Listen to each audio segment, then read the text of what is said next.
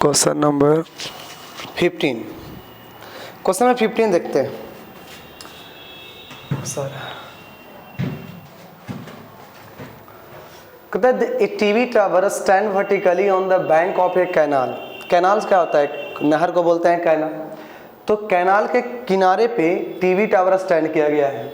From a point on that other bank directly opposite to the tower, यानी कि अगर ये कैनाल होता तो कैनाल के एक किनारे पे टावर खड़ा कर दे टावर टीवी का, अरे जस्ट अपोजिट में एक पॉइंट हमने कंक्लूड किया है।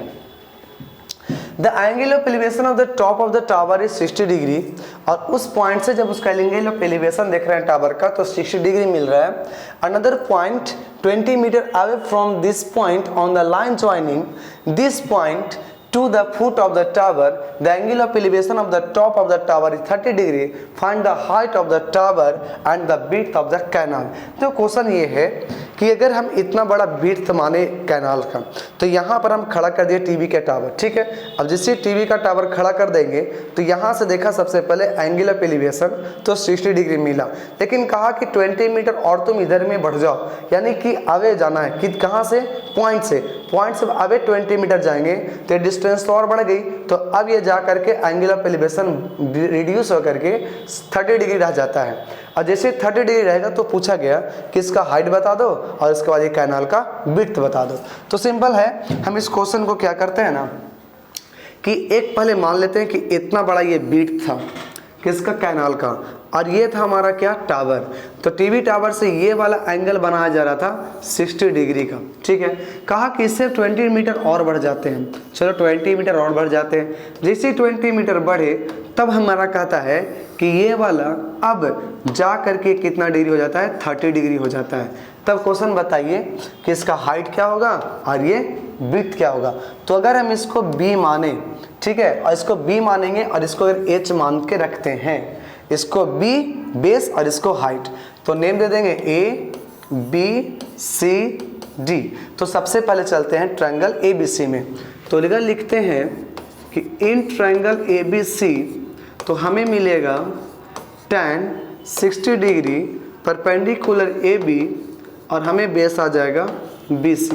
इसका वैल्यू √3, तो मिलेगा कितना, AB बाई BC। BC को क्रॉस मल्टीप्लाई कर दिया जाए तो हमें AB का जो वैल्यू मिलेगा क्रॉस मल्टीप्लाई करने के बाद √3 BC, इसे हम नोट कर लेंगे। अब नेक्स्ट चलते हैं कौन सा ट्रायंगल, तो ये बड़ा वाला ट्रायंगल में, यानी ABD में। तो जैसे चलते हैं कि इन ट्रायंगल ABD कितना डिग्री दिया, 30 डिग्री। तब यहाँ से लिखना पड़ेगा कि tan 30 is equal to perpendicular कौन है, AB, और बेस कितना मिल जाएगा, BD।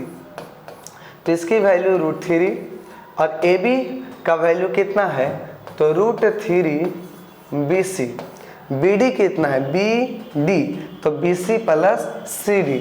इसको B can write BD equal to BC plus CD। जैसे हम अगर BC प्लस CD रखें तब इसको जब क्रॉस मल्टीप्लाई करेंगे तो ये BC ऊपर चला जाएगा और CD भी चला जाएगा, और यहाँ से √3 मल्टीप्लाई हो जाएगा √3 इंटू BC से। तो यहाँ पर BC को तो ले आएंगे इधर, लेकिन CD के वैल्यू दिया गया कितना, तो ये दिया गया 20 इक्वल टू √3 BC, और ये वाला BC इधर आ जाएगा तो घट गया, तो ये 20 इक्वल टू 2 BC।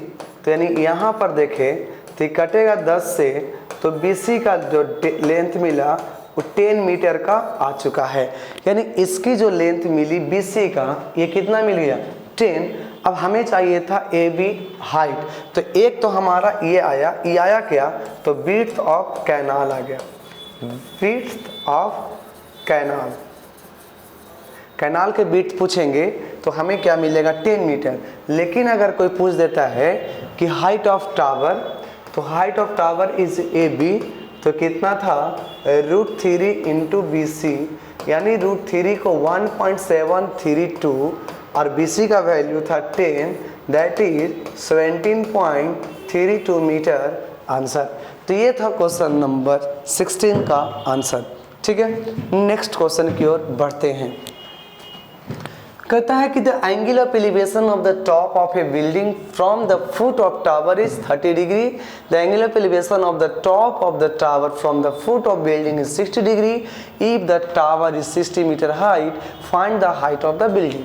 कहा कि एक बिल्डिंग है और एक टावर है, तो angle of elevation top of building, building का टॉप का चाहिए, कहाँ से, तो फुट ऑफ द टावर से, वो 30 डिग्री है। सपोज दैट कि ये अगर हमारा बिल्डिंग हो जाए और ये अगर हमारा टावर हो जाए, ठीक है, तो इसका एंगल ऑफ एलिवेशन किसका, बिल्डिंग का टॉप का, टावर के बेस से, तो जैसे यहाँ पर लिखेंगे तो ये हमें मिलेगा 30 डिग्री।